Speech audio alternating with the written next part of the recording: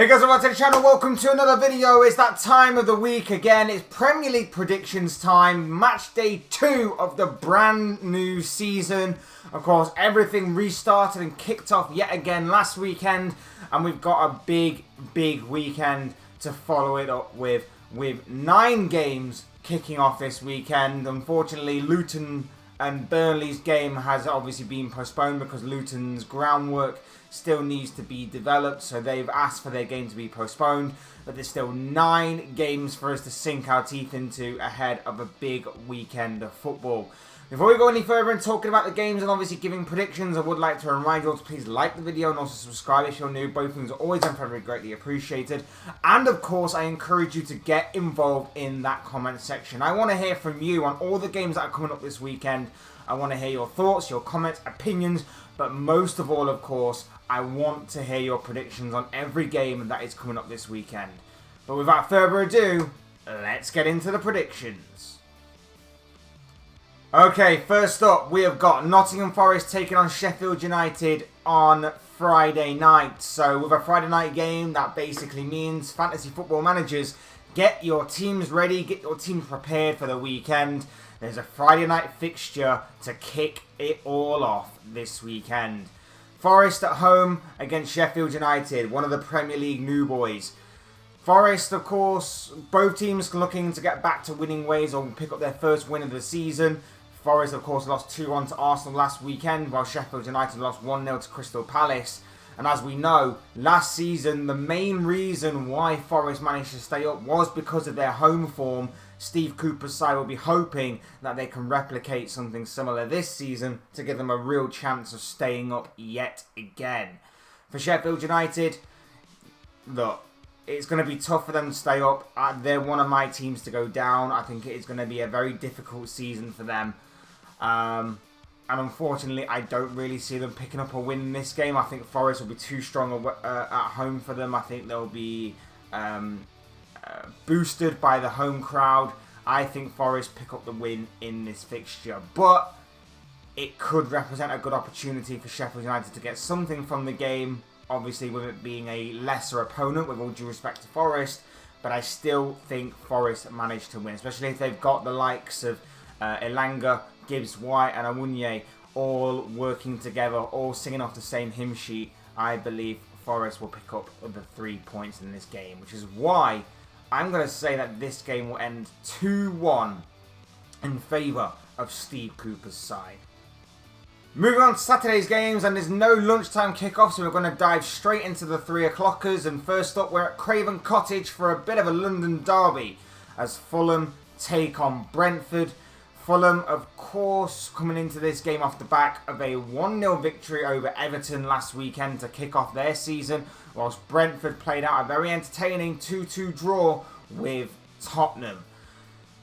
This one's going to be very interesting. I didn't think Fulham played particularly well last week, but they managed to get the win. I thought Everton were a bit unfortunate not to have got something from that game, but Fulham got the 3 points to kick off their season. As for Brentford, very intriguing game with Tottenham. I thought they had the better of the first half, but second half Tottenham grew more and more into the game. As we always can tell with Brentford, their home form is better than their away form.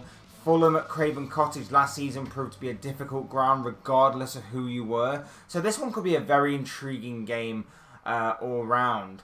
As far as a prediction goes, this one genuinely could go any which way. I'm not 100% sure about Fulham this season and how comfortable they will be when in comparison to last season. But I think at home, they still will be a thorn in the sides of everybody that obviously has to travel to Craven Cottage. So with that in mind, and with how good Brentford can be, and especially with how good they can be on the counter-attack, I'm going to say a draw. I'm going to say a draw in this game, and I'm going to go with a 1-1 draw come the final whistle. Next up, we're off to Anfield for the first time this season as Liverpool play host to Bournemouth. Both sides coming into this game off the back of 1-1 draws. Liverpool drawing with Chelsea last week, whilst Bournemouth drew 1-1 with West Ham, of course. West Ham, I couldn't remember then. West Ham. So both teams starting off the season in a mediocre fashion. Both teams looking to get back to winning ways here. Look, It's at Anfield. It's at home. I know Liverpool have had a bad week in terms of things off the pitch, more on the pitch. I know that obviously Liverpool fans are losing their minds right now, myself slightly included in that, I guess, to an extent. But surely at home against Bournemouth, Liverpool should be picking up the win here. Surely. You would imagine that last season their home form was very good. Last season I think they only lost once at home all season. So they should be okay in this fixture to go on and get the win. And there should be a slightly more comfortable victory than usual. And I think it will be achieved. I'm hoping it will be achieved, because if not, Jesus Christ, that'd be terrifying. But I am going to go with a Liverpool win, and I'm going to say that the Reds come out of this one as 3-1 winners, because although Liverpool's attack looks very, very strong and obviously will get better as the season draws on, the defence still looks a little shaky, as proven by Chelsea last weekend. And I think Bournemouth can take advantage of that and at least get a goal to make things a little more interesting. But 3-1 is my final prediction. Next up, we're off to Molineux for Wolves taking on Brighton. A big clash between the Wolves and the Seagulls is to be played out 3 o'clock on Saturday. Wolves will feel very hard done by in their last game. Of course, they played Manchester United Monday night and will feel very hard done by that. Not only did they were they the better team, but also they didn't get a penalty in the dying embers of the game that could have really salvaged a point for them potentially. As it was, Wolves lost 1-0 to the Red Devils, whilst Brighton got off to a very fast start with a 4-1 victory over Luton, in which the Seagulls were worthy winners and carved Luton open on a number of occasions, starting the season off strong. Wolves surprised everybody on Monday night. I think everybody was expecting Wolves to really crumble under Manchester United. I think everyone was expecting United to play better. But Wolves surprised a lot of people. The only issue that they have is scoring goals. And I think if Cunha, who was playing up front for them on Monday night, could actually find a bit more composure, maybe, just maybe, they may have found a goal-scoring striker. But as it was, he struggled on Monday night to obviously find that composure, to obviously put Wolves in a good position that night. Whilst for Brighton, like I say, their finishing was devastating. Their chance creation was aplenty. It could go any which way. Wolves are always that bit of a weird, difficult side to predict when they're at home. Some days they can be very good, some days they can be pretty poor. I'm going to stick with Brighton though. I'm going to stick with Brighton in this game. I'm going to say that Brighton win this fixture. Some of the reason that I think Brighton when they're on the front foot are pretty devastating. I don't think Wolves will be able to match them. So I'm going to go with Brighton. I don't think it'll be as foregone a conclusion as that though. I think there is a slim possibility that Wolves will get something from this game. But I am going to lean more towards Brighton taking the win here. And I'm going to say this game will end 2-1 in favour of De Zerbi's side. Saturday's late afternoon fixture will see Tottenham host Manchester United at the Tottenham Hotspur Stadium. And Postecoglou's first home game of his reign as manager is against Erik ten Hag's Manchester United. Tottenham come into this game off the back of a 2-2 draw with Brentford, whilst United got very fortunate but of course managed to take all 3 points against Wolves on Monday night. Massive game, this one. This one is a Premier League classic in with all of its history and everything that has gone into this fixture in the past. Loads of stories that this fixture can tell you. Lots of interesting moments as well. And another chapter is about to be written on Saturday night when these two teams clash yet again. You feel that with Tottenham, they may lack a killer instinct up front. Richarlison just isn't that guy. Son, if he can get back to his best, but it's a big if. They may lack a killer instinct. Tottenham looked very good in midfield on Sunday. They grew more into the game as the game wore on. But as for Manchester United, they looked pretty poor all over the place. And if it wasn't for Andre Onana in goal having a very good debut, it could have ended up being a poor result for them. And obviously, had maybe VAR been actually paying attention to the game that night, maybe, just maybe, Wolves might have got something. But overall, United did get the win. United do have that sort of element about them, stretching back to last season, of when they're not playing well, they still manage to draw results out of the bag. I don't know how this game is going to go, because I can see Tottenham stealing something from this, but I can also see if Manchester United turn up and they're on form, they could wipe the floor with Tottenham. I'm going to go with a draw. I'm not confident on this one, but I'm going to go for a draw, and I'm going to say that Tottenham end this game with taking a point, and I'm going to say that this game will end 2-2 come the final whistle, but I'm not confident on this one. We're going to jump ahead to Sunday's games, and first up, we're at Villa Park for Aston Villa against Everton, two teams who got off on the wrong foot at the beginning of the season, because both teams are coming into this game off the back of losses. Aston Villa got absolutely thumped by Newcastle, 5-1, whilst Everton were slightly unfortunate not to pick up anything from their game against Fulham, as they lost by a single goal to nil. I think a lot of work has been gone into the training ground at Villa over the course of this past week, and I'm gonna say right now, I'm expecting to see a very different Villa side to what we saw at Aston Villa. What we saw at Newcastle last weekend. I think a lot has been made, a lot has changed. I think a lot has been adapted, and I'm gonna safely say that I'm not gonna safely say, but I'm gonna state that I think Villa will be a different side to the one we saw last week. As for Everton, we know that they'll be physical, we know that they'll be tough, we know that they'll be direct. Unfortunate, like I say, not to pick up anything last week. They created a few chances, a fair few chances, and also had a goal that was disallowed when really it probably shouldn't have been, in all honesty.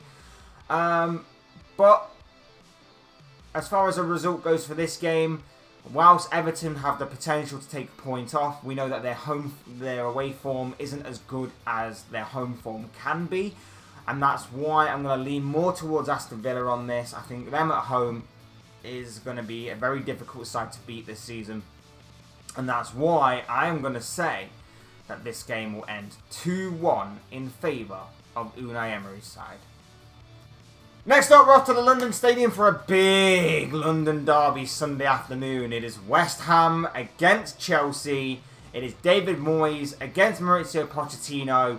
Going to be a massive game and a massive clash for your Sunday afternoon viewing when these two London clubs meet at the London Stadium.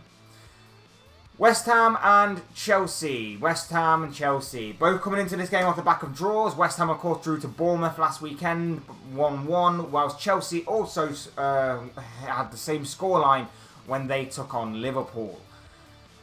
Chelsea created a lot of chances last week, and had they had more composure in front of goal, they may have actually gone on to win that game. I'm expecting a Pochettino's side to continue to build together, to continue to work together, and to continue to work together off the same page, and obviously get bigger and stronger and unionise more and more so as the season draws on.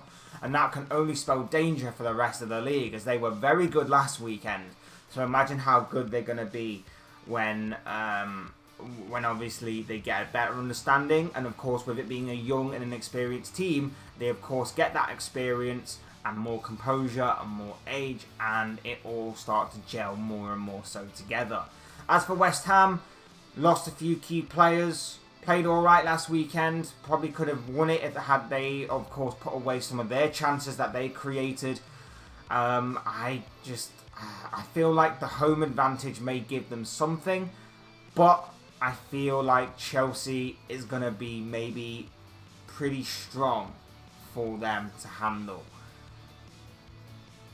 I'm going to go for this result again.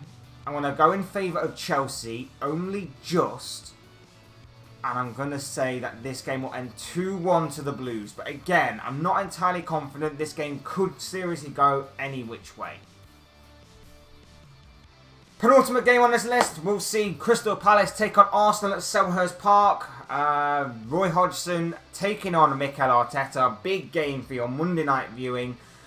Of course, Palace come into this game off the back of a 1-0 victory over Sheffield United, whilst Arsenal come into this game off the back of a win themselves with a 2-1 victory over Nottingham Forest to kick off their campaign. Massive game, this one. Massive game for Arsenal. Immediately right off the bat, I think the way that obviously Man City and Liverpool in recent years, and of course Arsenal last season, have set the standard for recent years, and of course been huge trailblazers in obviously the Premier League seemingly elevating itself to the point where every point seriously does matter now. Massive games even early on in the season, and for Arsenal this is a huge game. This is a huge opportunity. Selhurst Park is always a very difficult place to go. Regardless of who you are, it's always been a notoriously difficult place to go. They make a lot of noise, it's very hostile. Palace feed off of that energy, and of course they're a very good team themselves. I know they lost a couple of key players this summer, but they're still a very strong and awkward team to face. Arsenal will need to be on top of their game. I thought Arsenal last weekend had a very good first half, and as the second half drew on, they kind of struggled a little bit to see the game out. They eventually did, of course, but it was a bit nervy at the end, a little bit. As far as this game goes, look, Palace could certainly provide a big test for the Gunners. Certainly they could. I'm expecting Arsenal to overcome it by some way, somehow. I don't think it'll be entirely convincing, but I think Arsenal will overcome it. And to show you why I don't think it'll be entirely convincing, I'm going to go with only the 1-0 win in favour of Mikel Arteta's side. And finally, in what I believe to be the biggest game of this round of fixtures, the main event of this coming weekend, Saturday night's viewing will see the Etihad Stadium play host to Manchester City against Newcastle. Huge game in prospect between last season's treble winners and obviously defending Premier League champions against fourth place Newcastle United. Eddie Howe's Newcastle United, who have started off the season strong. Both teams have. City, of course, winning 3-0 last Friday night against Vincent Kompany's Burnley, and Newcastle putting Aston Villa to the sword last weekend with a 5-1 thrashing of Unai Emery's Aston Villa. This game could be exciting. What we saw last weekend from Man City was a lethal finisher in Erling Haaland steal the show and of course be the difference maker. I didn't think City were that great. I thought Burnley played pretty well, gave a good account of themselves, but ultimately the finishing of Erling Haaland was enough to be the difference maker on that day. What we saw from Newcastle against Aston Villa was them take advantage of Aston Villa's high line and be lethal and dangerous when creating chances and of course putting them away into the back of the net. I think Newcastle could potentially give City a massive test in this game. A massive test in this game. I think they could exploit the way that obviously City play. I think Guardiola may have a bit of a plan to try and obviously thwart the likes of Alexander Isak and Harvey Barnes, who I probably would expect to start, with maybe Newcastle going for a little bit more of a counter-attacking approach in this one. But at the same time, Newcastle are still going to be dangerous. That midfield three of Joe Linton, who is the workhorse, Tonali, who is the deep line playmaker, and Guimaraes, who can be the all-round kind of midfielder, the water carrier, the playmaker himself, the ball carrier, whatever kind of term you may want to use for him, the man of many talents in that midfield. I think they could definitely give them a run for their money. And if Isak's finishing is on point like it was last week, with the depth they have in bringing on Callum Wilson from the bench, Miguel Almiron, the workhorse on that right-hand side, like I say, Harvey Barnes, and with a defence that is solid in the likes of the experienced Kieran Trippier, Sven Botman, Dan Burn, and whoever else, then Newcastle could certainly provide a massive test here, and it could actually be a beneficial weekend to some of City's potential rivals this season, including maybe Arsenal on that Monday night game. As far as what a result goes, you know what? I'm leaning more towards Newcastle here. So I've got a funny feeling that Newcastle may actually shock City here. Obviously, there's a big loss in the City team in Kevin De Bruyne. Whether that will be a massive loss or not remains to be seen. But I'm actually going to back Newcastle to win this one. I think if there's ever a good time to play City, it's always at the beginning of the season. And I think with the way that Newcastle played last weekend, I think they can cause City some major problems. And that's why I'm going to say that Newcastle win this game. I'm going to say that they win this game by 3-2. I'm going to go with a 3-2 victory in favour of Eddie Howe's side. And that just about wraps up this Premier League prediction show for this week.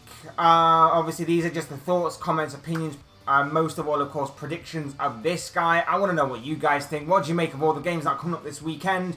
What are your thoughts, your comments, opinions? But most of all, of course, what are your predictions on all the games that are coming up this weekend in another exciting and intriguing round of Premier League fixtures? I'd love to read them all down below in that comment section, so do get involved down there. Otherwise, hit the like button on the way up if you enjoy the video, subscribe if you're new or want to see more content like this. Both things are always and forever greatly appreciated.